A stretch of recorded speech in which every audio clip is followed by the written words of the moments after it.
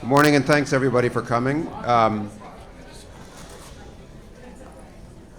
Welcome. I'm Steve Coll. I'm the dean of your school, and really glad to see you all here this morning and this weekend. I'm sure this is going to be a very lively and I hope informative conversation. We're certainly fortunate in our panelists, and we'll do the usual thing of have a conversation up here for about an hour, and then we'll put a microphone in the aisle there, and if you want to make comments or preferably ask questions, we'll do that then. Why we have a soundtrack, I'm not entirely sure. What's that? Yes, I think we'll find a way to turn it off. Jim, if you can turn off the soundtrack, that would be great. Justine, can you figure out how to do that? Okay, thank you. All right, while we're turning off the music, let me introduce our panelists. On my left, your right, Kimberly Atkins, class of 2001. She's the chief Washington reporter and columnist for the Boston Herald. Covers the White House, Congress, U.S. Supreme Court, national news, one-person bureau. Probably a bunch of you have been there. She's also a guest frequently on MSNBC and C-SPAN, and she was, before she came to the J School, a lawyer in Boston. In the middle, Elizabeth Buemiller, class of 1979. She's the Washington bureau chief of the New York Times, where she runs all the Times distinguished coverage, which won one Pulitzer for her work she supervised, and another for other work out of the national desk this year. She has covered the White House, the Pentagon, 2008 presidential campaign, and she was previously a reporter at the Washington Post, a very distinguished correspondent in New Delhi and Tokyo. She's written 3 books, including a biography of Condoleezza Rice and a really wonderful book about women in India called May You Be the Mother of 100 Sons. And then just to my left is Michael Rothfeld, class of 1998. He's an investigative reporter at the Wall Street Journal. He's broken the Stormy Daniels payment story, as well as other stories about Michael Cohen and payments to alleged former girlfriends of the president. And he has a great record as an investigative reporter for the Wall Street Journal, covering inside trading and other subjects. Won a Polk Award, and when he was here, he won a Pulitzer Traveling Fellowship, meaning that he was one of the top students in his class of 1998. So I think what we'll do, maybe we'll start a little bit with the atmosphere in Washington for journalists and the challenges of covering this administration, and then maybe we'll get into some of the meat of the running stories that you all are covering. Russia, Michael Cohen, the Comey memos, and the rest of it, and we'll see where all of that takes us. But Elizabeth, let me start with you for the first overview of how covering this administration is different from similar to other administrations you've covered. I guess from the outside, it looks like the chaos and the lack of sort of coherence in the administration creates a lot of opportunities for reporters, but it also creates a lot of traps because you're never really sure who knows what, when, or how things get decided. So what have you learned about how to break news, but also not step in the holes that this administration creates? Well, you've sort of summed it up. This is this is like no other, as if you don't know this. There has never been an administration like this in the history of the United States. I mean, I think I can say that. And it's just changed the way we cover the presidency. For starters, I mean, the good news is this has been a full employment program for journalists in Washington. There's no question. The Washington Bureau was about 65, 70 people in November 2016. It's over 100 now, so you can see what's happened. So we've hired a lot. We've added a Washington investigations team, largely responsible for the Pulitzer for the Russia coverage. We've added an economic team. We have 6 White House reporters. We've added editors. We've added domestic. So it's been good for the business, and it is we're exhausted, but it's also been good in terms of it never stops. I wrote this down because what I found is that there is so much news all the time, and it often breaks 90 minutes apart, major stories, we can't remember in the Bureau what happened the day before, and we often ask ourselves, what happened on Monday, because it's been so much. I mean, just in the past week, and I'll tell you, I wrote this down because I knew I couldn't remember it all. So Monday was the Pulitzers, that was a good day. But while we were doing all our speeches up in New York in the newsroom up here, the story about Sean Hannity broke on CNN, and so we were watching this thing going across, and I thought, oh my God, we've got to get on that, There was also, the fight with Trump's fight with Nikki Haley over Russia sanctions. It was 3 days of, North Korea stories. Pompeo went to North Korea. Giuliani joined the Trump legal team. The Comey memos came out. It was Thursday night. McCabe his case was referred for possible. For a possible criminal investigation. And then that was just 1 week. Last week was the Cohen raid on Monday. Zuckerberg testified on the Hill. Paul Ryan said he wasn't running again. Trump struck Syria. And that was just, so that's what our lives are like. These all come through the Washington Bureau. So, and there was just, I'll tell one more story. There was Mike Shear, who's one of our fabulous White House reporters, whatever night that was, that we were all over at a dinner with Jerry Nadler, who was talking to us, about things that are happening on the Hill, and it was just across the street from the Bureau, and Mike Shear was still in the Bureau, and he called and said, "Oh my God, Trump has just gone after the post office, but it's really Amazon." I said, so he started writing. Literally 45 minutes later, he said, "Oh my God, Trump has just pardoned Scooter Libby." So that was that, and this is all 9 o'clock? I can't remember. So what it's done is, so that's the logistics. I mean, we've added early morning news writer and an editor because we deal with the tweets.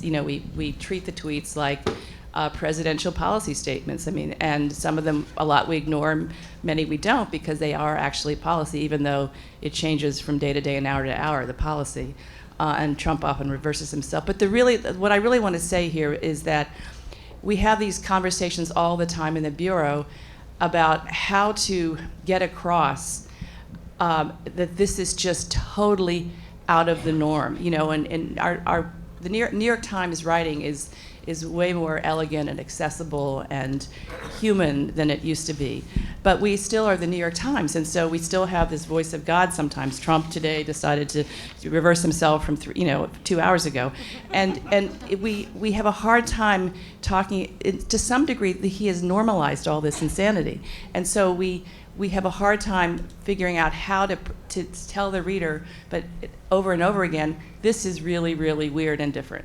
Yeah. So that's a long answer. Yeah, it's a great answer. So Kimberly, if you don't have 100 people, but you're one, how do you make choices? How do you prioritize? And what's your experience of these last 15 months by comparison?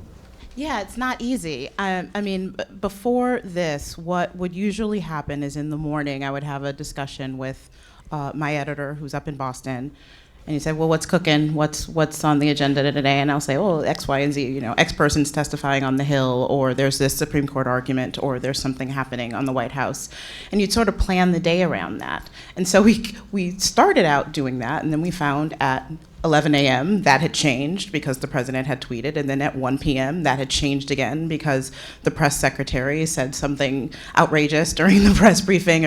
And so now we'll talk in the morning, and essentially the conversation is, hey, let's talk at like 3 and see where we are at that point. It's very difficult to have that traditional kind of fully reported, you have the whole day to talk to sources and talk to experts and really figure out what your analysis is. I mean, that's what I generally do, analysis. Since I am a Bureau of One, I'm not going to be breaking all of the news that Maggie Haberman or somebody else is going to break. So we focus on what this means for our readers, what this means going forward, what comes next is basically my task at figuring out, and it's still sometimes very difficult. I do get back up from some of the reporters up in Boston, fewer now because our paper shrank a little in the last couple weeks, if you've heard. But it's very difficult. I mean, it's a constant realization that you have to be on your toes and be ready to pivot on something, or a lot of times the stories that you've written, you write at 6 p.m. on one day, by the next morning, they seem obsolete because 14 other things have happened. That's very difficult. That's tough. I have the benefit that I am an MSNBC contributor, so at least I can go on TV later that night and still be on top of what's going on and continue to do my reporting for what I say on television. But it is different. And the point that Elizabeth made, I think it's a really important one. The biggest change in my job is I always saw myself as not a part of it, as sort of stepping back and just reporting what's going on, analyzing what's going on. But it's difficult not to contextualize what's going on and not normalize the things that are not normal without sort of casting some sort of judgment somewhere. And that's what we're taught as journalists that we're not supposed to do. But I've learned in the last 15 months that you have to do that. That is an essential part of your job. You will get excoriated and called fake news and called biased for doing it, but it's a part of the job now. And that's something that we can't avoid anymore. So, Michael, let's get into some of the fun. And I just want to remind everyone, we are live streaming here. So as you make your remarks, just bear in mind that there's you're broadcasting. But I want to ask you about Michael Cohen. I guess I'm never surprised by what Roger Stone says, but he said that the president treats Michael Cohen as like garbage. I'm not quite sure why he sent that signal. Yeah. So I don't know what signal he was trying to send. But now we seem to be in a phase of this story where there's an intense focus on the raid on Michael Cohen's hotel room and the materials that might have been seized there. Can you just give us an introduction to Michael Cohen and why there's so much emphasis on the jeopardy that this raid might have created? I guess it was carried out by the Southern District, not by Mueller's team. And I would love some interpretation about why that happened. Why was this referred up here and not run out of the Mueller investigation? Well, the reason, as I understand it, is because I think Mueller's team had information about Michael Cohen. He was someone who was under scrutiny in the Russia investigation, but there were a number of things that he was involved with over the years as Trump's personal attorney / fixer that would have come up also, including when we reported the Stormy Daniels payment in January. That's one thing. I believe they had his bank records, and he also had a lot of personal business involving taxi medallions, and he's done a lot of real estate deals. So I think as Mueller's team gathered information about Michael Cohen, there developed other circumstances that they thought warranted investigation, and basically there's this question of what can Mueller pursue, whether it's tangential to the Russia investigation or is it part of the Russia investigation. Technically speaking, he does have authority to go beyond Russia. If a special counsel finds other things, they can delve into them, but there's a lot of political pressure on him not to get fired, and not to stray too far from the focus of the investigation. So they went to Rod Rosenstein, and my understanding is that he referred that to the Southern District to take a look at it. I mean, there were some theories that said maybe they're sending it to the Southern District so that they can kind of review it and then perhaps refer it back to Mueller.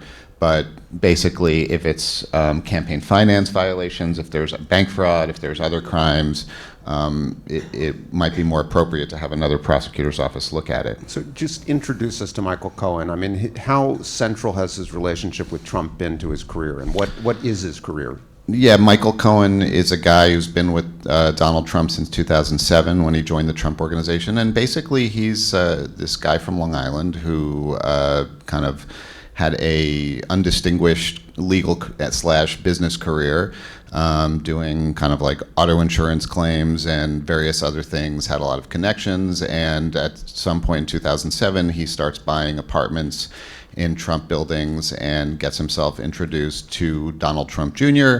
and helps Donald Trump Jr. with a dispute over a condo board, and gets into the Trump Organization, and then he's basically right by Donald's side, so by the president. and when he was the head of the Trump Organization, and he's essentially, anytime there's some kind of a problem or somebody writes something negative about Trump, Michael Cohen will call them up and either threaten them or, just basically try to bully them into not doing that. So, that's kind of how he got into settling these disputes with women, including Stormy Daniels. So apparently he taped a lot of conversations that he had, although not necessarily with the president. And so, what is threatening to the White House is the fact that, Michael Cohen is the guy who took care of the dirty laundry. So, whatever evidence there might be of things that Trump was involved in that were untoward might very well be in Michael Cohen's files. So Elizabeth, on the Russia side of the investigation, I don't know whether it was your team that reported it this week, but there seemed to be this reintroduction of the idea that Michael Cohen went to Europe at some point, or We haven't. It's been out there for a long time. The Prague trip, I believe it's in the dossier. We have never, and I believe it was McClatchy reported this week that he had been in Prague, which would of course tie him to Russia. We have not been able to confirm that, so we have not reported it. So after the Comey memos, I don't know how many of you have had a chance to read them. I recommend it. They're very, very interesting. But the president again tweeted, "No collusion, no collusion." So just give us an overview of what you think the most important questions are about the interaction between the Trump campaign and Russia that are still unclear to you, that are on the edge of the investigation from your perspective. Well, one of the central questions in all of this is who did, I don't want to be too, the Trump Tower meeting is very important in June 2016. Yes. The question is, did the president know about it? That's the big question.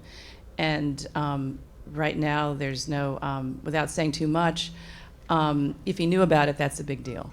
Don Jr. certainly knew about it, was very excited about it. So you begin to wonder if he was going to, if he told his father about it, to show his father how much work he was doing for the campaign.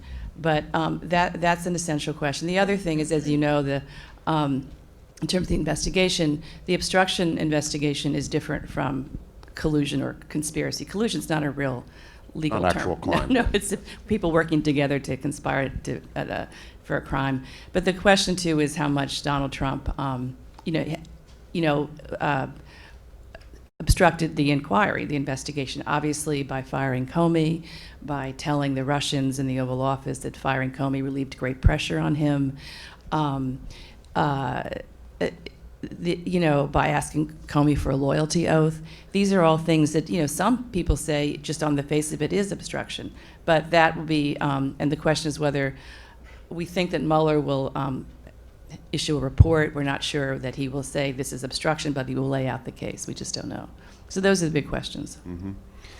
The other thing that was striking, one thing that was striking in the Comey memos, I thought, was the casual and seemingly mutually agreed conversation, at least twice, between Comey and the president about putting reporters in jail and prosecuting them for their participation in the disclosures of classified information. And I think we were all concerned when the Attorney General said that he has more leak investigations going than ever before. And so what's your sense of the atmosphere, actually? Do you see evidence that the Justice Department is drawing reporters into investigations in a way that goes beyond where even the aggressive Obama administration investigations went? The answer is we don't know. There's supposedly a number of, what is the actual number? 20? There's 26 or something 20, like yeah, that. it was about 24 that they're pursuing. We don't know what they are, and we just don't know. Rod Rosenstein is certainly not, has taken a pretty tough stand on this, and we just don't know. There's a committee of bureau chiefs and journalists who are trying to have the Justice Department sign off on the Holder guidelines, which means that if you're going to subpoena a reporter, you let you give them a warning, and they have not endorsed those. It's sort of in limbo now. So I just can't tell you. We just don't know. It's not a good environment, obviously. But then again, it was not great under Obama either. Certainly not until 2014. So Kimberly, what's it like for you interacting with sources? Are people nervous? Are they? Is the chaos an opportunity to get people to talk? People don't seem very loyal to one another in this administration. Yeah, there was an interesting cycle. It was after the election. A good number of sources who I talked to fairly regularly stopped talking to me, and especially those who had been approached for some sort of administration role of some sort. And so, you lose. I mean, which isn't terribly uncommon. When after an election, you may lose some of your sources as they go into the administration. But then there was this sort of gradual comeback, either as those people left or that they felt a lot more free to talk, at least on background or off the record, about what's going on. And I think a lot of times for those people, it's venting, at times about what is happening and talking about their concerns in a way that they can't necessarily bring up on the job. So I found that it's come back a great deal. There are a lot of people who want the press to know what's going on within the administration, even those who believe in the president and his policies and want him to succeed. And so I think that has been a great benefit, much to the chagrin of the administration. All administrations have people who speak to reporters on background. This isn't any different. It's just how it's perceived and treated from the top. But yeah, that brief period where I had fewer people who were talking to me, it only lasted a matter of months until that came back around. Very interesting. So, Elizabeth, and one of the big stories that's ahead of us, apart from the investigations, is the midterms and Trump's evolving relationship with the Republican Party. In your list of breaking news, you mentioned Paul Ryan deciding not to run again. We read from columnists and others a lot of commentary on the party being complicit with Trump or being afraid of his popularity with registered Republican voters. What's happening to the Republican Party as 2018 midterms approach? Well, it's a war with itself is what's happening. And obviously everybody knows the midterms do not look good for the Republicans. It looks like it's going to be, barring some unforeseen event, looks like the Democrats are going to take the House. And then, then the party, then the Senate. Well, here's what we talk about. It's okay, so let's say the Democrats take the House. Do the Democrats then begin impeachment proceedings? On what grounds? Is Mueller's report out by then? How bad is it? Is it so bad? Is there grounds for impeachment? Democrats are very wary of doing that because they see that as suicidal in some ways because you're just stirring up the country. Let's say the president is impeached. What do the Senate Republicans do? These are all. No one has answers to these, but that's how we talk. Or do the Republicans just roll over? I think a great deal depends on what what is in Mueller's report, and our expectation is that it could be out by early summer. That's our expectation. Really? Yeah. So I can tell you a lot more when we see that, assuming we see it. And has he made plain that he's going to issue a report? No. No. No, he hasn't. Okay. But we're as opposed to issue indictments or additional indictments. The thing about, you can answer this, the thing about Mueller is we would love to have some insight and lines in there. There is no leaking coming out of that legal team, nothing. And so, you got to in some way admire him for that, even though it's hard on us. But we don't have any idea. The expectation is, again, maybe we're just all talking to ourselves, that it's going to be sometime this summer and that he will issue some kind of report with his findings and send it to the Hill. Yeah, I think that makes sense in the sense of not that he's political, but he knows that the midterms are coming up and that, the country, he would be potentially more subject to criticism if he releases it right after the midterm elections, because then people might accuse him of waiting until after the election to issue this damaging report. But if he issues it right before the elections, then he could also be accused of being political. So I think Elizabeth's analysis is kind of similar to, and it is just speculation for those reasons, but if he issues it in the summer, he gives a little bit of distance before the elections happen. And that's why there's this push to interview Trump, and that's why they're trying to get that done. We thought it was going to be by now, or Right. Next few weeks. And I guess what I hear is that because of the constitutional issues around indicting a sitting president for a crime, which have never been fully tested but look unfavorable to the Justice Department if you were to try to do it, and the history of special counsels is that they tend to issue reports that are aimed at the House for impeachment purposes. That's the outcome that is the clearest precedent for someone in his position. Is that what you would say? That sounds right to me. Yeah. You sound like you've looked more at the history than I have, but that sounds right. Again, I just wonder though, if I don't think that polls show that there's no appetite for impeachment, at least Right. among the general electorate. Democrats feel differently, I know, but that would be our expectation. But the thing about this story is we have no idea how this ends. That's it. Just and we have been caught many times by surprise by what Mueller has done. So Michael, if we're on a timeline, and you said it sounds plausible, where we're reaching the end of some phase of the investigation, I remember when in an earlier phase of the investigation, having dinner with someone who had a lot of experience at the Justice Department, he said, look, these guys, meaning Mueller's team and the people he'd brought in, so they only know how to do these things one way, which is outside in. They start picking off people around the principal, and then they flip them, and then they get proffers, and then they put pressure. And so we've seen that with first Flynn, and then several other guilty pleas, and now Cohen's under pressure.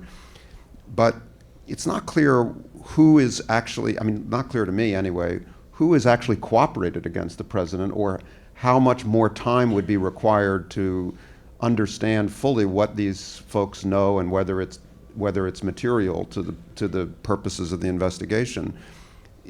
So, two questions. Why do you think the settlement with Michael Flynn was so generous to him? And is there any sense of what his testimony amounts to? And secondly, how long is it reasonable to expect the government to take to try to figure out what to do about Michael Cohen? It seems like that's going to take longer than the summer to figure out. It might, although they seem to be trying to move that one pretty quickly. Doing the raid itself, raiding his apartment, could have a few purposes. One is just avoiding destruction of evidence if they suspect that somebody is going to destroy evidence. And they did say in one of their filings that Michael Cohen's job for Donald Trump was to conceal things, or at least that's one of the things they're investigating in terms of concealing things from the public before the election, like Stormy Daniels' allegation of having sex with him. So the raid could, serve that purpose, but also it helps them move more quickly in terms of being able to gather all this information. And so, I don't know the answer to whether they can do that before, but it does seem like they already have evidence. They had enough evidence to support getting a search warrant to search all of it and seize a lot of documents. So, it is plausible if they already feel like they have evidence of a crime, they could charge him relatively quickly. Right now they're in some litigation over there's an issue of attorney-client privilege because Michael Cohen was Donald Trump's personal lawyer, and, the government has to be pretty careful about seizing information from a lawyer, and so there's discussion over whether to have a special master review all those documents, or whether the prosecutors can have a kind of what's called a taint team that will review and then give the appropriate documents to investigators.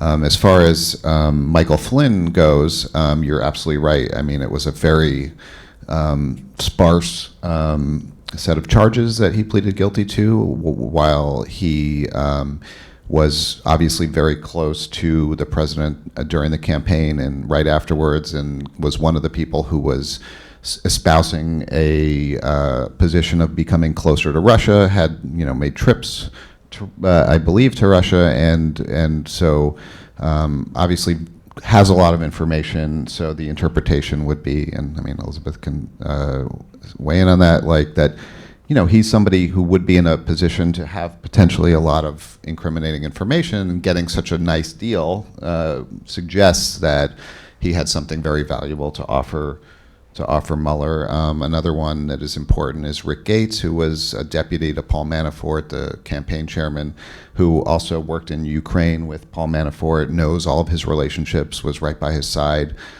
He's cooperating. So, I mean, those are, I think, the two most important people in terms of that. And as we've watched Mueller, I think, like last year, there was a lot of reporting about, I believe, the Russia meeting. You guys reported. You reported it last year, or was it early? It was last year, the Trump Tower. The Trump Tower meeting. Yeah. It's on. Okay. Yeah, we reported that in June, I think. Yeah. So, I mean, there was a lot of reporting last year about incidents during the investigation, but as like this year, I feel like we've seen a lot of momentum by Mueller in terms of, indictments, and he seems to have even employed I mean, part of it's just the method of the investigation, but part of it is also seems to be him, purposely making statements like, okay, now I'm gonna, take Michael Flynn, now I'm gonna take out the Russian troll farm, and like essentially building momentum towards something that makes it seem like whatever he's going to do ultimately is going to be pretty significant. Yeah, those are called speaking indictments. Indictments that aren't just about laying out the elements of a crime against someone. They're meant to be a signal about where this investigation is going in order to move it forward. And it's certainly driven the president, mad. He feels the pressure, Yeah, it seems. right. Yes. You can see it in all whatever his tweets, whatever yeah. the truth is. Yeah. Yeah, maybe that might be part of the plan as well. Yeah. So, Kimberly, I'm sorry to take us so deep into these investigations, but they are important to the future of the country, and they're kind of central, I suppose, to your lives and as Washington reporters these days. But so let's pull back again and talk a little bit about politics. Kimberly, I asked Elizabeth about the Republican Party. Talk to us about what's happening inside the Democratic Party as 2018 approaches, but even looking beyond that to the 2020 cycle. Around town here, in New York, you don't, you find people who give money to candidates mostly, rather than the kind of the ecosystem of candidates themselves that you have in Washington. And what the people who give money to candidates say is that basically every sitting senator in the Democratic Party seems to be running for president, judged by how many times they call and ask for support and money. And so it looks like we're going to have a huge field, but what can you tell us about that field and where it's going to shake out? Yeah, I mean, if you think that the 2016 Republican field was something, you just wait. I mean, it does seem that there are a lot of people with a lot of ambition within the Democratic Party in Congress and in states and in other places.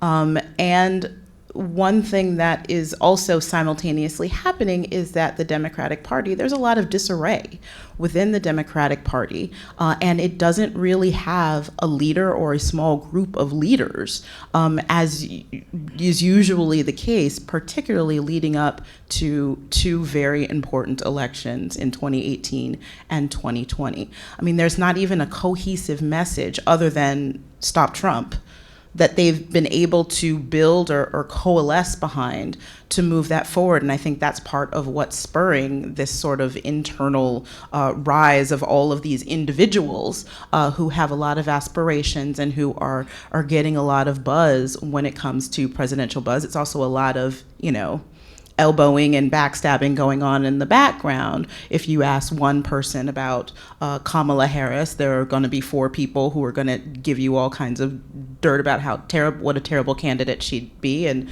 the same thing for a Cory Booker or a Seth Moulton or somebody else. It's the same sort of thing.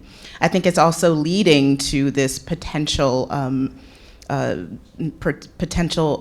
ouster attempt at Nancy Pelosi, should the Democrats win back the House, which is looking like a very real possibility, that's going to bring this sort of internal conflict that's happening within the Democratic Party to the forefront, because there are going to be a lot of people who don't want her. If the Democrats take the gavel back in the House, they're not going to want her to do it. I think personally right now she has enough popularity and power to keep that position, but it's just going to spill over a big internal fight leading up then to the 2020 election that's not going to be helpful for Democrats. So I think even given the very strong pushback against Donald Trump and against the Republican Party, who he's tied with now, I think if there's anybody in the upcoming elections who will be any group who will be able to snatch defeat from the jaws of victory, it might be the Democratic Party right now. Right. And how does the Bernie movement figure in that problem today? I mean, you have Tom Perez as the head of the Democratic National Committee. He was sort of a Clinton person. He tried to heal the wounds after he was elected, and I saw he filed suit against Trump this week. Yeah. But is the Bernie movement alive and well? Does it still feel a sense of insurgency and anger at the establishment of the party? And how is that going to play forward? I think that energy is still there. I think the question again is, who is the harbinger of that energy? I mean, you have both Bernie Sanders and Elizabeth Warren thought of as potential candidates again, or their leaders. And then you have other people from within that movement who are also rising. I think the splintered nature of the Democratic Party right now, it's really going to depend on the messenger of that message. And I think we don't even know who that is at this point. Elizabeth, what do you think? Well, the conventional wisdom as of, I don't know, a few weeks ago in Washington, it was Joe Biden as a healing figure. I know he's old, but he's centrist. He would be a reaction to Donald Trump as sort of a works across the aisle. But I agree. What's interesting is there's not a single one of these would-be candidates, who's emerged as an obvious leader. I hear Kamala Harris a lot too. You hear Kirsten Gillibrand, and I do, So I just think that Bernie and Elizabeth Warren is going to be, this gives the mandarins of the party great concern, because they're so far left, and that they see that as a sure defeat. And in 2020. the party's shifting left. I mean, look at how many more Democrats have embraced Medicare for all, a single-payer healthcare system. When Obamacare barely passed and it was riddled with problems and barely survives, instead of saying, okay, if we take back the Congress, let's fix the problems there. They're already to the left, ready to bring in an entire new system, and more people under political pressure are being forced to embrace this. I mean, I think that's what you're seeing. You're seeing this polarity within the party itself that could be a real problem. But the big question is whether Trump runs again, whether he's still in office, and whether he runs again. And I think him running again is really questionable. But Well, you see people in the party positioning for a primary challenge too. Jeff Flake, for example, looks like he and Paul Ryan. Paul Ryan. That's would exactly. So, Michael, Elizabeth, one of the things I really admire about your leadership of the Bureau during these strange times, is that you have managed to also clearly allocate resources away from the White House, to do enterprise reporting and accountability reporting about the agencies and about public policy. And Michael, you've been an investigative reporter around finance and regulation and other areas. I mean, what should be the agenda for Washington and investigative reporters outside of the Mueller investigation and the White House? How much substantial change in public policy is actually being carried out through executive order or through the agencies? And what do you think matters most when we look back on what the Trump administration actually did in public policy? What's going to change our economy or our political economy that we haven't had the bandwidth to call attention to as journalists, maybe as much as we would like? What you said in terms of the Trump administration probably has been most effective in administrative changes and effective and executive orders and judicial appointments. I don't think we have seen yet what the impact of the judicial prong is going to be. There has been great reporting on the effect of the regulatory changes that have been made. The Times has done really good work on the EPA. Scott Pruitt, obviously, the recent stories about kind of his leadership and kind of suppressing dissent. That doesn't necessarily have a long-term impact, but it is an example of the kinds of things that administration-wide there probably are more examples of and instances of. Yeah, the stories about his security regime and all, it's just baffling. I mean, what is he thinking? What is he? I listen to those. I would thank you for giving me credit for all those stories, and I agree with one of the biggest problems with covering the Trump administration is that we spend so much time on the noise, which is there's a lot of noise every day as I described, but then we are we have to keep our foot on the gas in terms of these other stories you talk about. And so we have in New York a dereg team, and Eric Lipton is key to that.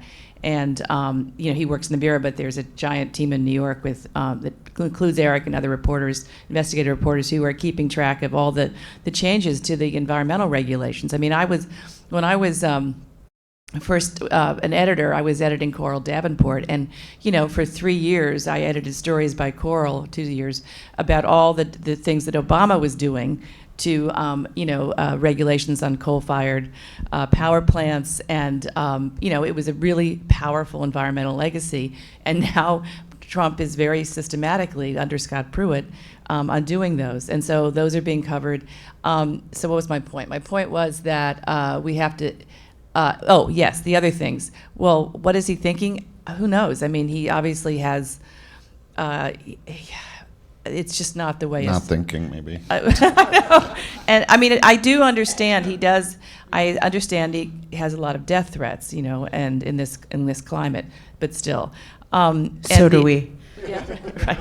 So, but the other thing is what we found is, Trump talks about the deep state. The bureaucracy is basically centrist.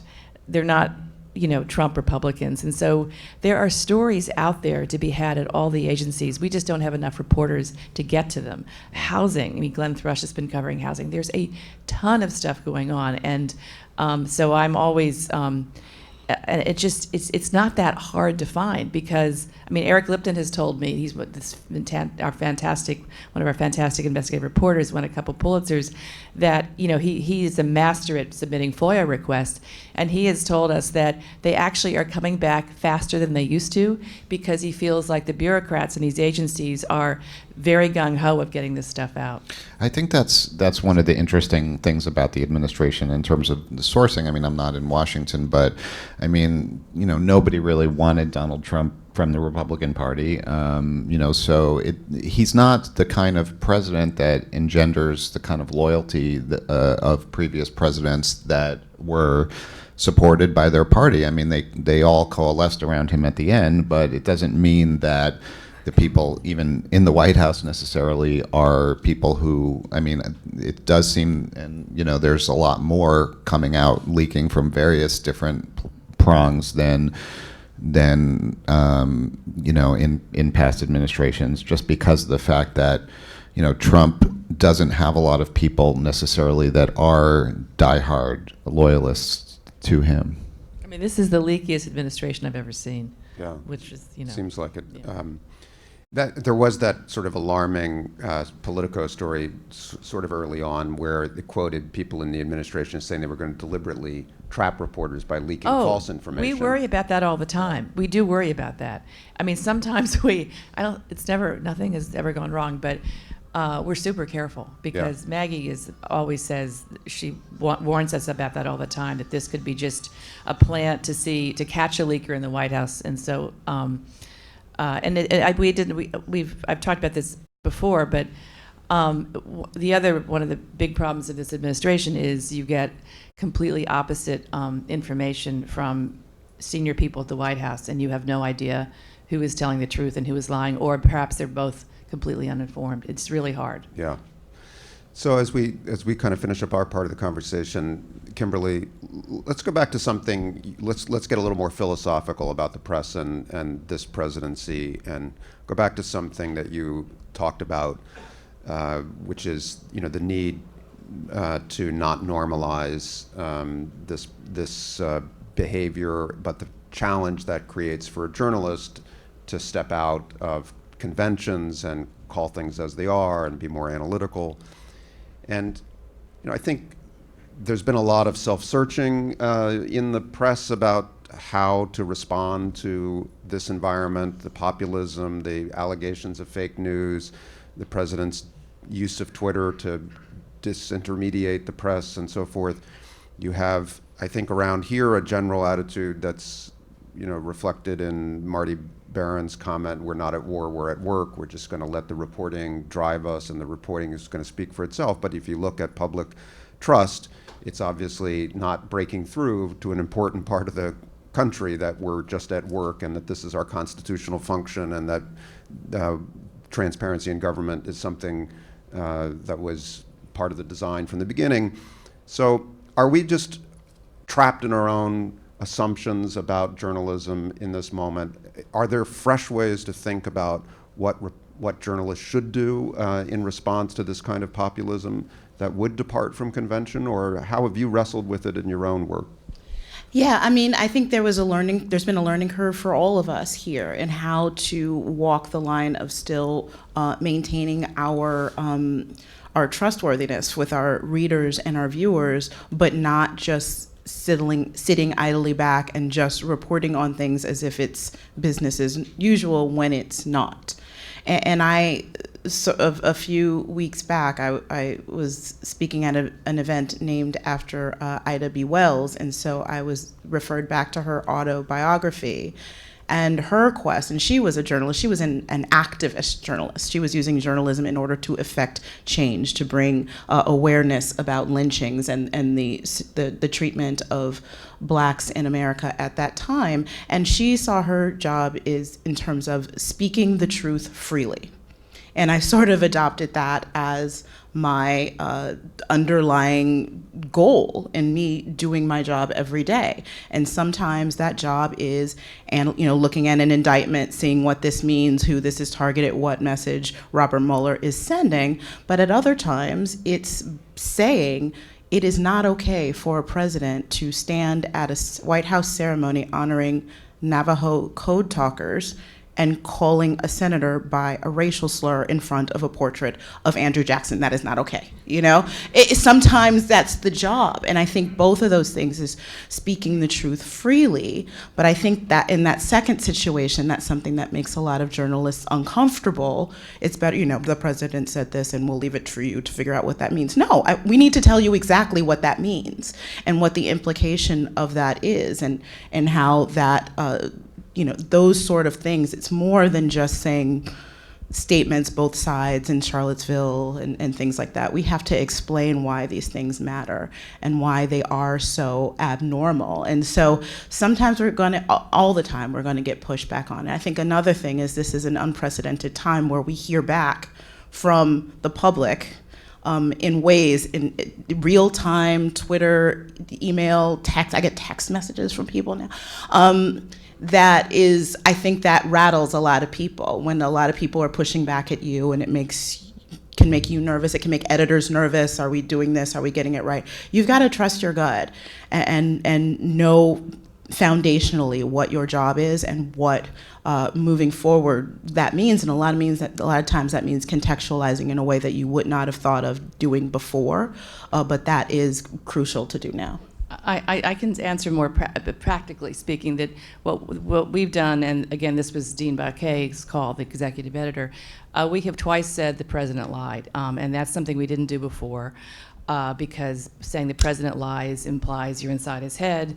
It implies motivation, that he did it on purpose rather than just made a mistake, a factual mistake.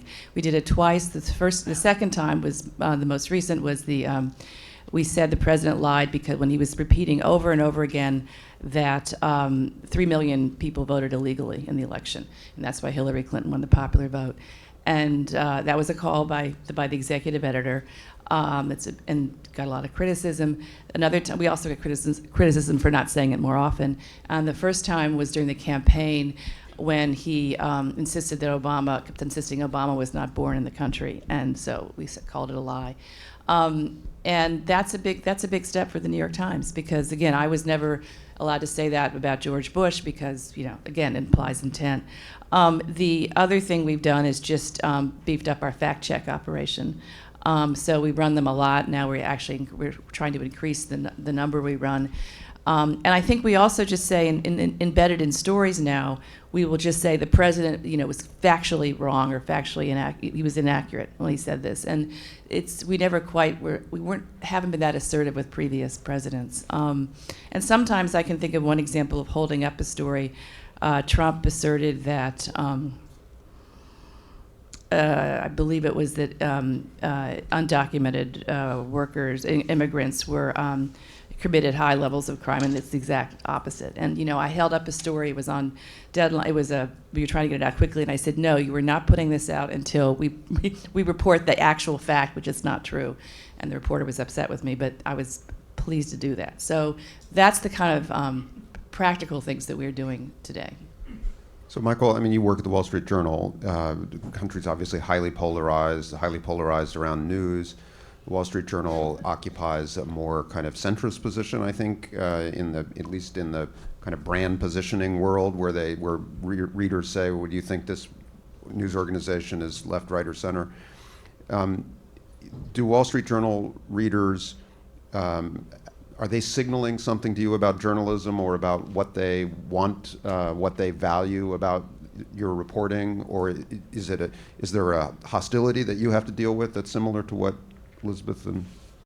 Yeah, whenever we have come out with a story, in my personal experience, reporting on a porn star, frequently. And we also reported about a Karen McDougal, a playmate that was right before the election, a playmate who was paid off by the National Enquirer's parent company. And so, in our initial story, we used basically exclusively anonymous sources, not exclusively, because we did have some documents also that corroborated what the sources were telling us. But we got a lot of. And this isn't unusual because in my experience, the kind of conservative side is stronger in the comments on the articles and in the really nasty emails that you get. But writing for the Wall Street Journal, you hear a lot from readers. This isn't why I subscribe to the Wall Street Journal. I want economic news, or I want, I trust you guys. You're a distinguished newspaper, and now you're writing about, tabloid trash. You should go work for the National Enquirer. I'm like, ironically, the National Enquirer would never have printed this story. But as a reporter, I just disregard that in the sense of we have our leadership, in the paper is pretty straight, and you could, putting aside the impressions of the paper politically, we have all of our stories are carefully vetted. Stories like this are carefully lawyered. We would not, as an organization, be going out with a story like that unless it was bulletproof, and we published it. So, it was, to me, a matter of that was in the public interest to reveal what was done to cover up stuff for Trump, before the election, and that's to the extent I respond, because I won't respond to just emails that are just abusive. But if somebody makes a reasoned argument that this isn't what I want from the Wall Street Journal, a story about sex, I will tell them this isn't a story about sex. This is a story about cover-up, about information, about concealing things, and that is something. I pose the counterpoint to them. Would you like it if, should the president or people close to him be able to suppress information that before an election that the public might want to know, and you would prefer that we just not report that? And when I do that, I do get responses back that are, often will say, thank you, I see your point. I mean, and also the use of anonymous sources. And I've said, well, Watergate would not have happened without anonymous sources, and, there are legitimate reasons for using them. And, sometimes they come back and thank me. Other times they just, give me more of the same, and then I just kind of continue on my day. Elizabeth, how does harassment of journalists figure in your life now, in terms of Twitter and doxing and the kind of exposure of your reporters as public figures, people obtaining private information about them to harass them? It's become a feature of journalism. I mean, it's always been present, but I think with social media platforms and some of the organized campaigns, it can be very challenging for individual reporters, especially those who aren't housed in a big institution. But how does it figure in the lives of your reporters?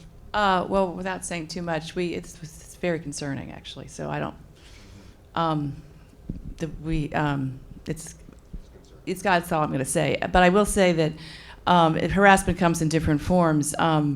You see it at some of these Trump rallies in the last year, these campaign-like rallies, and Trump, calls journalists enemy of the people, and there was in Phoenix one that was really bad, and Mark Landler was there, one of our White House reporters, and the crowd turned on him. He was, reporters are penned in, behind the ropes, and it got quite frightening. Same thing happened I think it was at CPAC this year when Trump called us the enemy of the people, and it got really ugly. It's very nerve-wracking. And I would just say that the other harassment is just, I'm thinking this is very fresh in my mind because the president just went after Maggie this morning in a tweet as I was on the train coming up from Washington. He called her a third-rate Hillary Clinton flunky who I never talked to, and which is not true. There was the email exchange about how do we respond to this, because some of them we ignore, but when it's a direct attack on one of our reporters, we respond. So the New York Times, corporate communications responded and said actually, actually he was reacting to the Michael Cohen story that was in print this morning and saying it was a bad story and Michael loves me and this kind of thing. So, but that's an example of it, and I was just dealing with it on the train, and and Maggie felt really good that we had her back on that. That the power of the New York Times was behind her. I mean, she tweeted back, but Yeah, I don't think people realize the extent to which the intrusion in the lives of journalists is real. I mean, it's affected me. Again, I'm a bureau of one. It's affected me in ways, including taking down my online dating profile so that people wouldn't use that information, to moving to an apartment that has more security. I mean, it's real. It's a real consideration that journalists have to take every day. We're increasing security in the bureau. Wow. Maggie's coming here to give the Pringle lecture at graduation. We're really grateful for that. And she's an example, maybe the ultimate example of something that seems so paradoxical about the president, but I guess maybe has changed in his life, or maybe not, which is, he craved the media. Maggie covered him when she was at the New York Post, and I don't know whether he called in various personas to her to put information in the paper about Donald Trump's latest triumphs, but he obviously craved approval from the press when he first visited the New York Times after his election, I guess, and he his first interview was his first interview after the election. He talked about the storied New York Times and all these things. I was there. He came. Well, that was a wild morning because we were. I was coming up with some of the White House reporters, and I was up at the crack of dawn because it had to be up there at 10 or something. And as I was getting ready, all of a sudden the interview was off. Trump had decided he was mad at us about something. It was 6:15. I said okay. So I took my time. I canceled my train ticket and went to the office. And the next thing I know, at 9:15, it's back on. I don't know. It's just insane. And so there's this Mike Shear and I, ran for the train, and it was anyway. We got there a little late, but we got up there. Mark Landler never made it, but so that was our first introduction to Trump as president-elect. And then in that interview, he played to his audience. So he told us what he thought we wanted to hear, and we all left that thinking, well, maybe he'll be more moderate than we thought. Maybe that was just all campaign talk. Maybe he didn't really mean it. He was and we've since learned he does play to audiences. Which obviously he's Fox News now provides him the media feedback loop that he's long craved. But do you think that he's just given up on the rest of the media, or does he still have it in his head that if he just keeps trying, that eventually they'll come around to understand how great he is? I don't think he's given up. Mike Schmidt, the famous Mike Schmidt, who won 2 Pulitzers this year, one as part of the Russia team and one for part of the Me Too team, was doing White House duty down in Palm Beach over Christmas because the other White House reporters wanted to have Christmas off, but Schmidt was down there and arranged to have lunch with the president's friend Chris Ruddy at the golf club, and then went over and started talking to Trump and ended up interviewing him for 40 minutes, and Trump just sat there and so I think he still wants to talk to us. He goes through these rages and then he talks to us again. So we've had, I'm trying to remember, I think it's been 9 interviews that we've had with him in the past year. That's way more than any other president. That's amazing. And he also picks and chooses in an interesting way. I mean, I haven't been to a White House briefing in quite a while because I'm only one person. I have to choose how I use my time carefully, and I just don't think that that's a good use of it. But there have been times that I've gone a few times on the, really hoping to get a specific question answered. And one of the times, they began doing, by Skype, taking questions from local news organizations during the press briefing, which I think is a fantastic idea. But while I'm in there, they take a Skype question from a columnist, a conservative columnist from the Boston Herald. And it's like, wait a minute.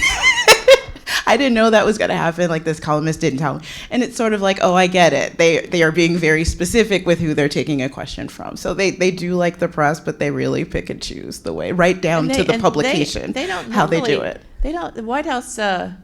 would normally not take questions from opinion columnists. Right. This one does. That's a new one. Yeah.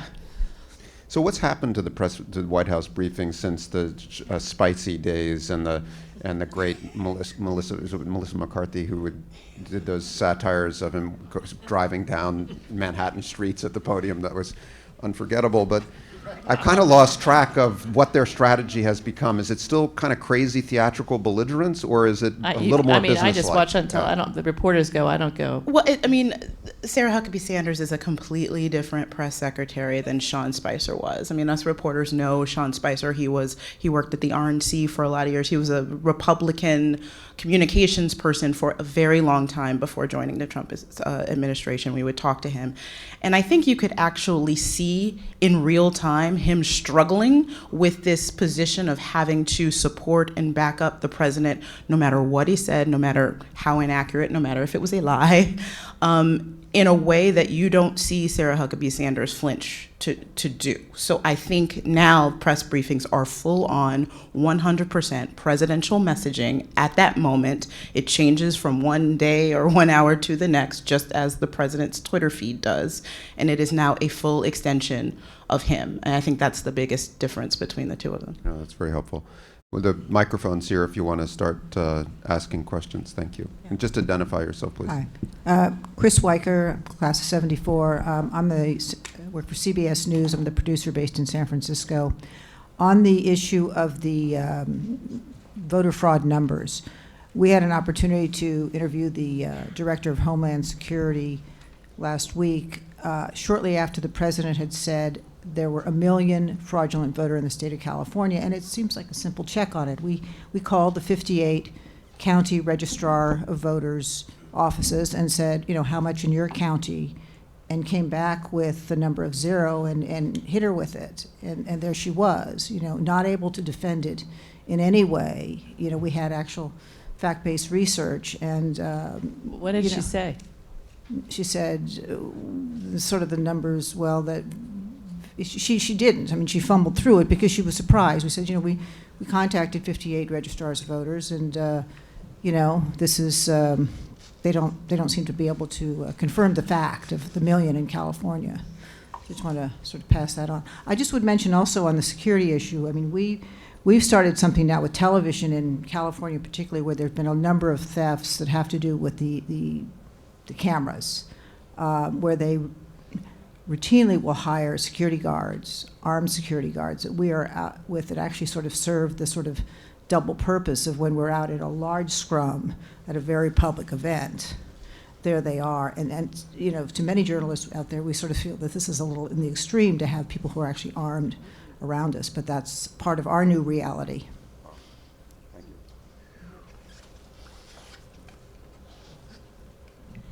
Hi, Jane, sorry, it'll come down. Jane West, class of '86, now a child psychologist and still a journalist in some ways, but I think a lot about the psychological realm. I work with very young kids and trying to help schools and families think about executive functioning and self-reflection, self-regulation. And you're talking about a new normal, and I'm wondering if there's life after this. Is it possible that the next person in leadership could go back to taking their time with decisions and not using Twitter and modeling something that would be helpful for the rest of the country, psychologically? I think absolutely. I think, but look, we went from Obama to Trump. We can go from Trump to someone else, and there's no one else out there like Trump. And I do think that there'll be a reaction to all of this. I don't think the next president is going to. The tweets will be your basic sort of happy to be here tweets, and I just think I think that the institutions of the country are responding the way they're supposed to. The courts generally with challenging the travel ban. I would say the press is responding. Congress, maybe not so much, but I do think that, I'm an optimist. I think the country is a strong country, and I think that, I just think there'll be a reaction to Donald Trump in the next election. I think I agree with that. I think that certainly the Republic can withstand anything. It could withstand a civil war, so it certainly can withstand one president. I think that the polarization that we have seen fueled by this administration is going to take quite a bit longer to get over. I think that's going to outlive this administration. And it didn't start with this administration. There was polarization that was caused a lot with the election of Barack Obama as well. But it's been used as a tool by this president. And it's going to take a lot longer for that to go away. But if I could just add, on the flip side of that, I think Trump has, what? You're going to say judges? No. I was going to say to the use of Twitter. I mean, I think he has demonstrated some tools that might be used by a different person in the White House in terms of bringing the president closer to the people and speaking directly to the people through Twitter. I mean, Trump does it in a certain way that is obviously.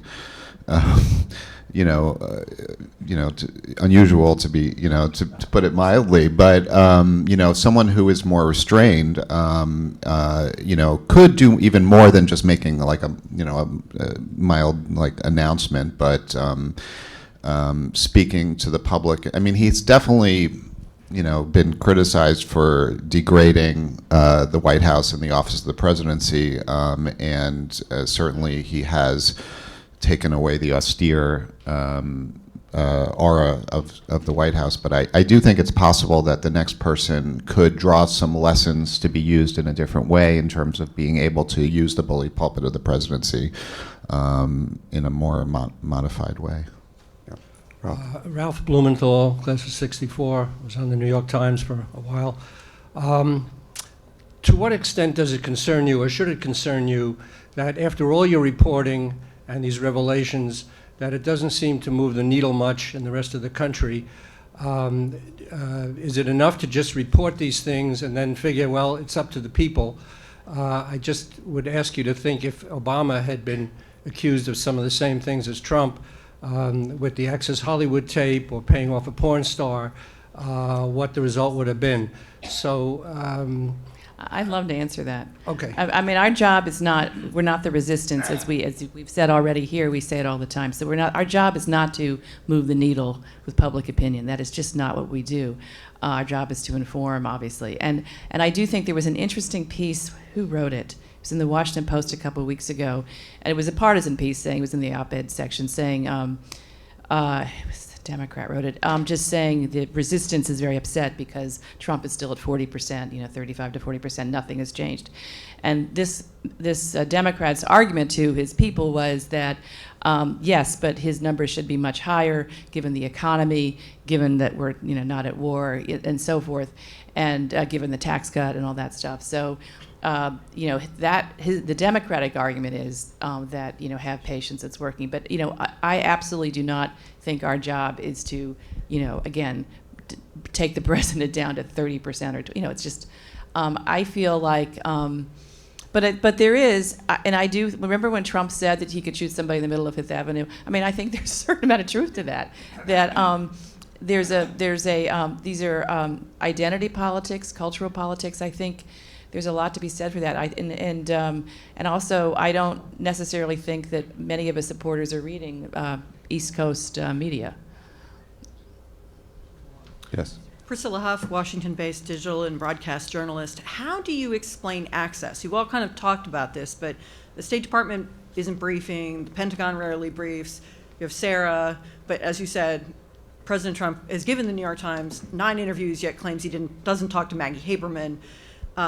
Chris Ruddy of Newsmax has become the go-to quote, and yet John Gizzi, their lead Washington reporter, doesn't have any better access than a lot of folks. How do you explain access and the extraordinary statements in stories such as, and we spoke to 21 different sources off the record to confirm this story?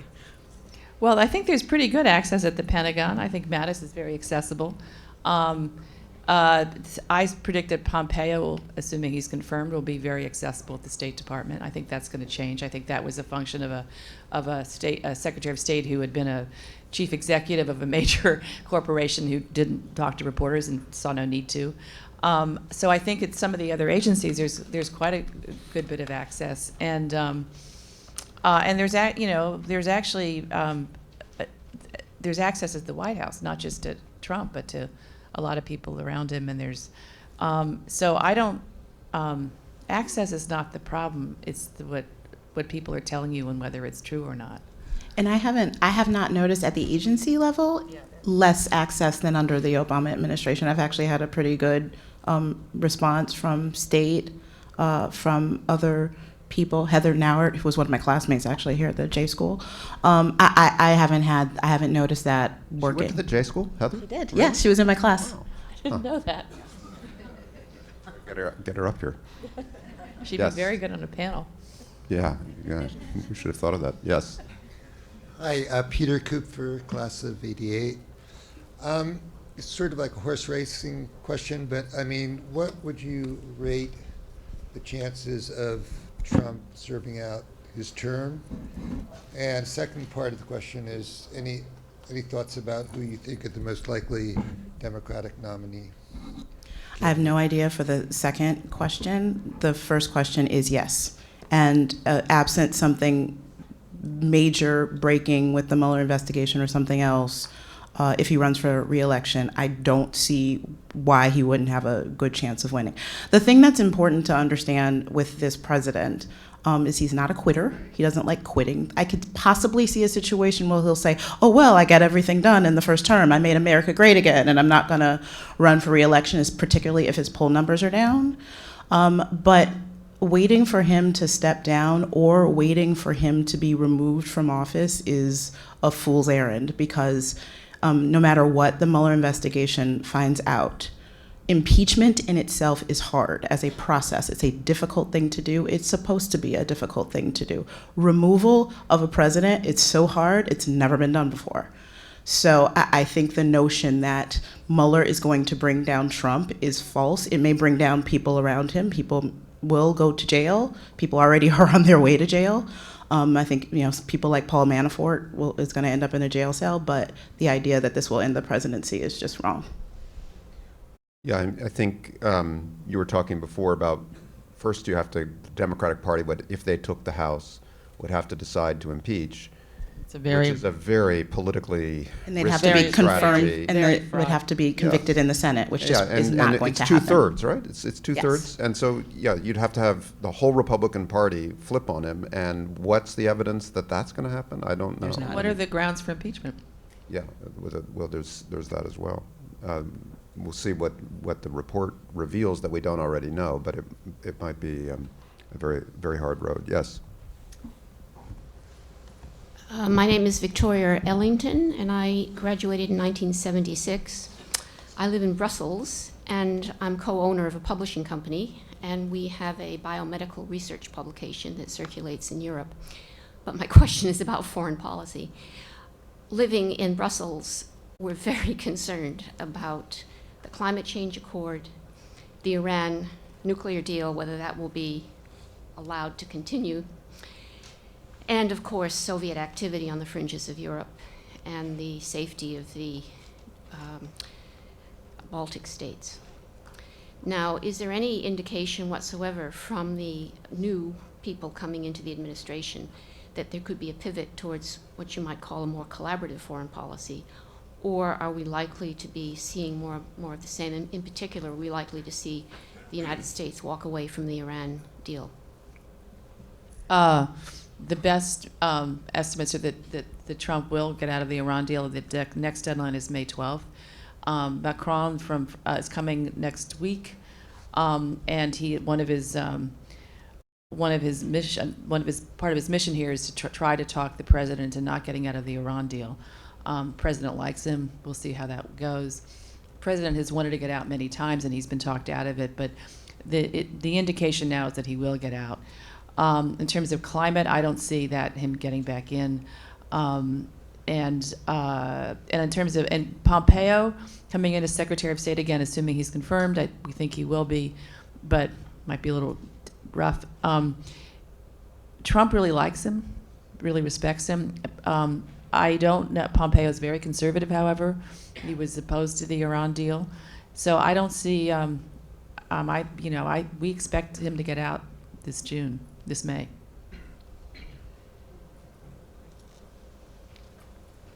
Yes.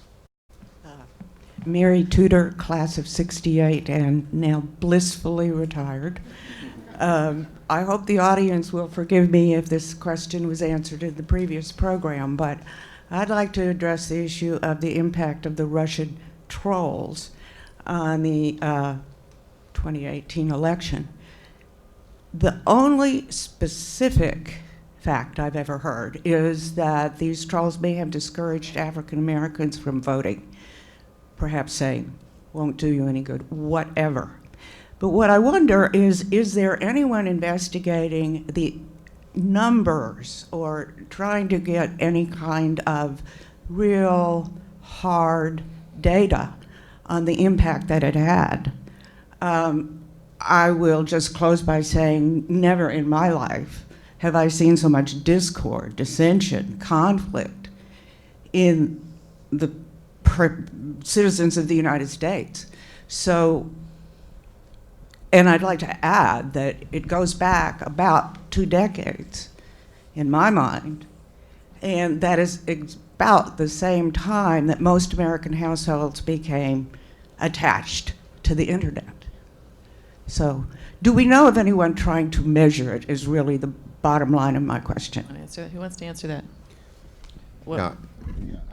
I'm not aware of it, and I'm not even sure how you could measure it because a lot of it is based on social media interactions and exposure, and unless we know why people voted the way they did, I think it would be very difficult to gauge. But one thing that has yet to come to light is to the extent to which any Russian troll farms, I'm sure part of the investigation is the extent to which anyone here, had any contacts with people who may have had some involvement with Russian troll farms and what social media manipulation may have occurred by people in the U.S. There's 2 different questions, and I don't think either of them has been answered satisfactorily at all. One is just how much false content was deliberately generated across social media platforms, how many shares, how many views. And it's been astonishing in this Facebook matter to have them discover so long after the events the scale of what went on their own platform. And we have a center here, the Tao Center for Digital Journalism, that has been doing a really terrific research through a research scientist named Jonathan Albright, who's collaborated with the Times and the Post, generated a bunch of front page stories where he acquired some Facebook data and analyzed it and was able to start documenting some of the scale of this, which went way beyond what Facebook had disclosed. And that's why they were raked over the coals at the hearings in Washington. And that's just one platform.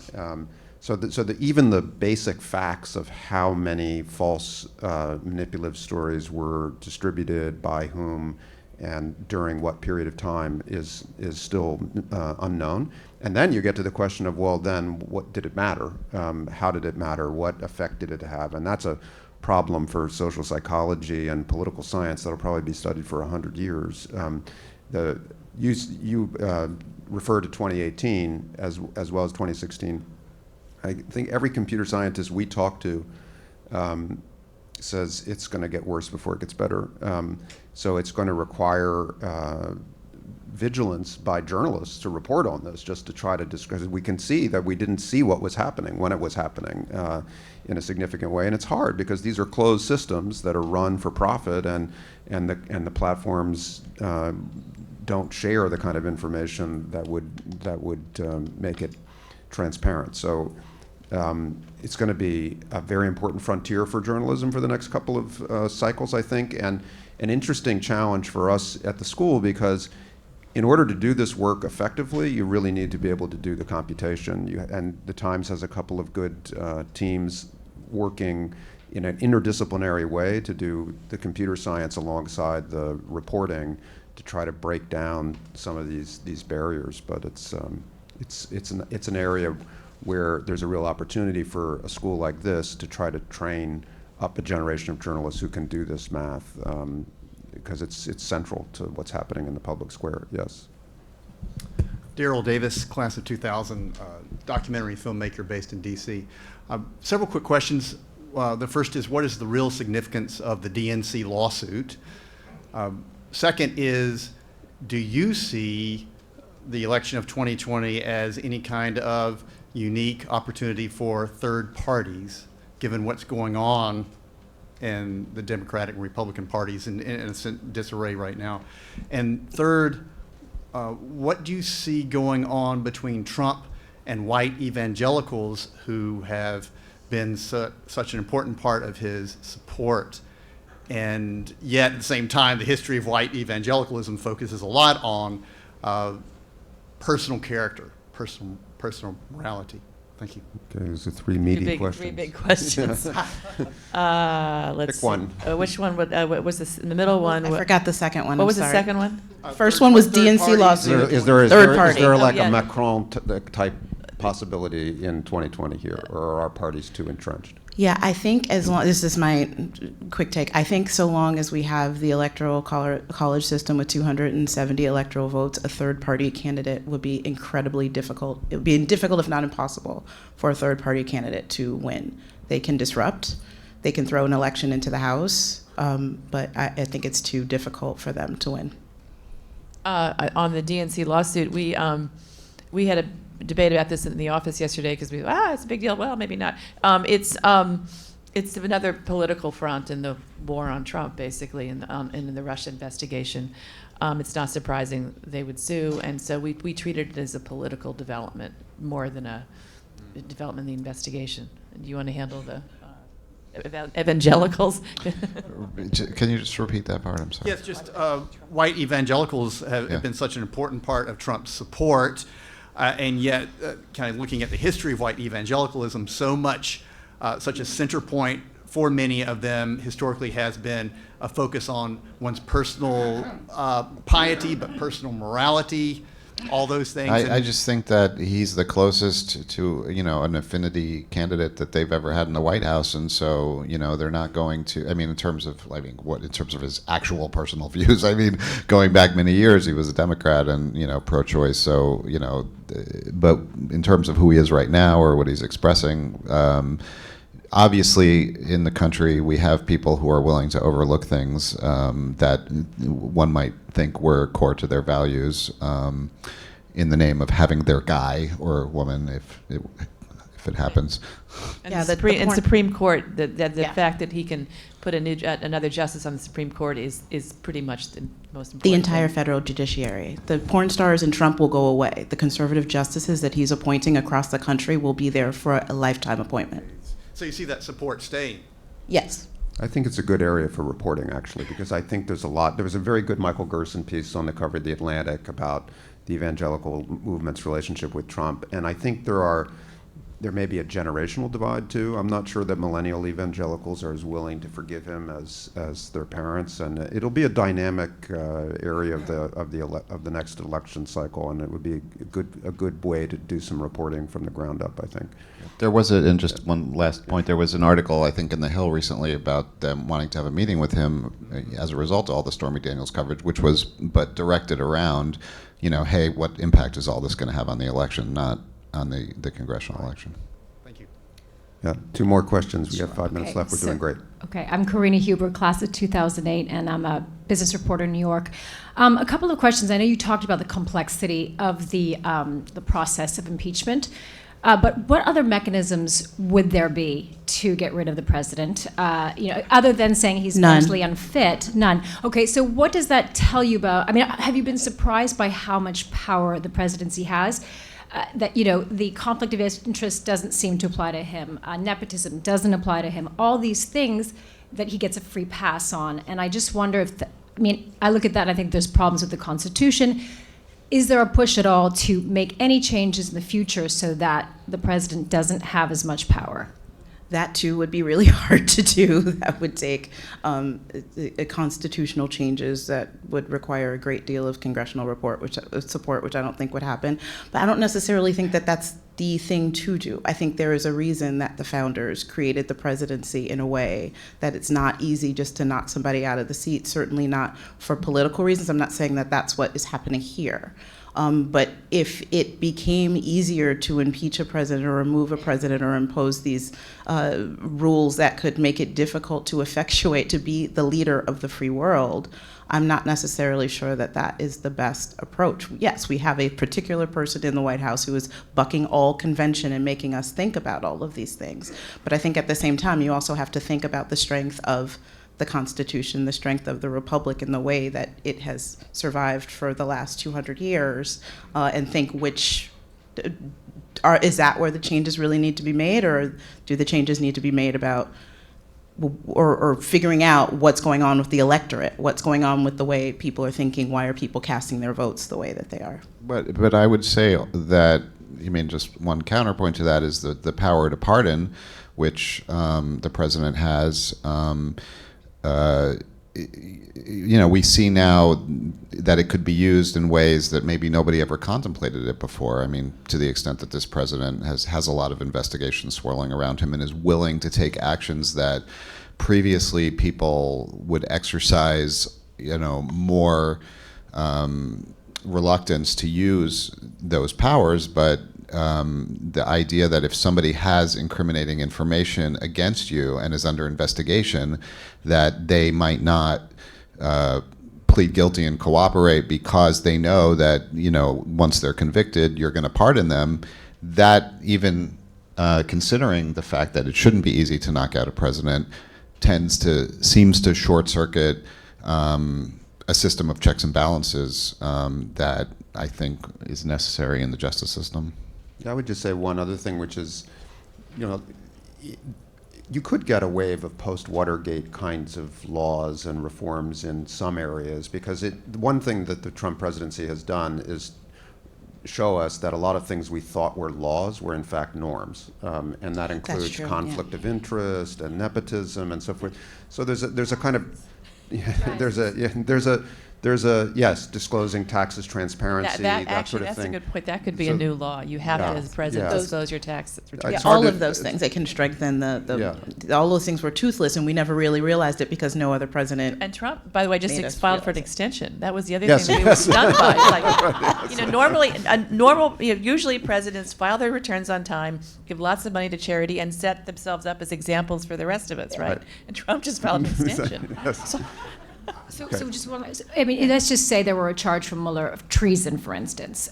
What would happen in that I don't, instance? I don't think The only- Mueller is going to find treason. I don't think it would either, but the only thing that could happen is an article, a report to the House to, if they want to start impeachment proceedings. That's the only. I mean, that's the only theoretically, way. the Justice Department could indict him, but But if there's they no did, mechanism they for would, that. Well, they could. You can issue an indictment, but would the FBI go? What would the Secret Service do if the FBI went to arrest him? I mean, there That is a there would be an constitutional immediate crisis. stay. There would be an immediate stay, and he would go all the way up to the Supreme Court to decide whether it's proper to indict a president, which was never decided. Right. And it was briefed during the Nixon administration, but it was never decided. And so that hangs out there. And since then, a lot of special counsels in similar positions, including in the Clinton administration, have confronted this and decided to go to the House with reports. But you know, if the facts were grave enough and Mueller decided and somehow got Rosenstein to approve, he could try that. But then you would just be waiting for the Supreme Court to decide whether or not this is constitutional. And if they decided that it was, then you're like in coup d'état land at that point. So, last question. Maria Ramirez, class of 2003. I live in Cambridge now, where everyone is very liberal and loves to blame the media in general and the New York Times in particular for almost everything. What are our crimes exactly? No, seriously, what do they blame us for? For Trump? Oh, right. Yeah, I mean. Yeah. Okay.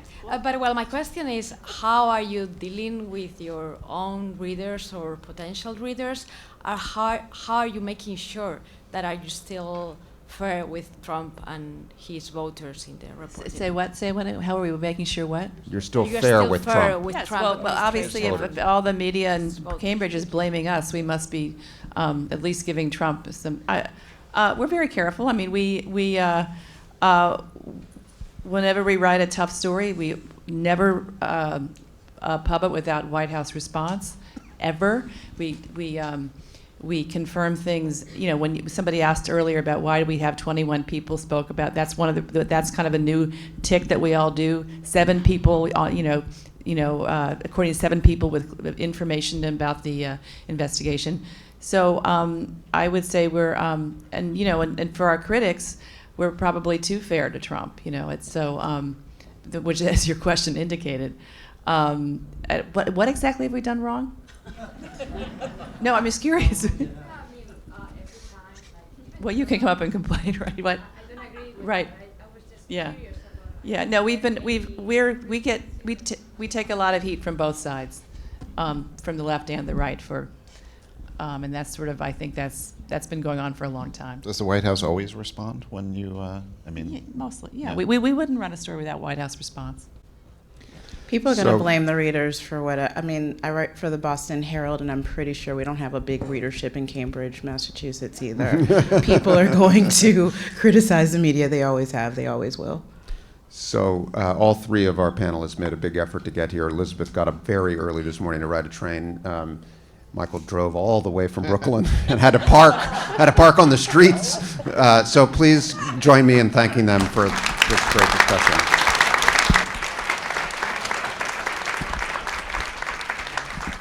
We're adjourned, and we'll see you at the next thing. Class photos next. Yeah.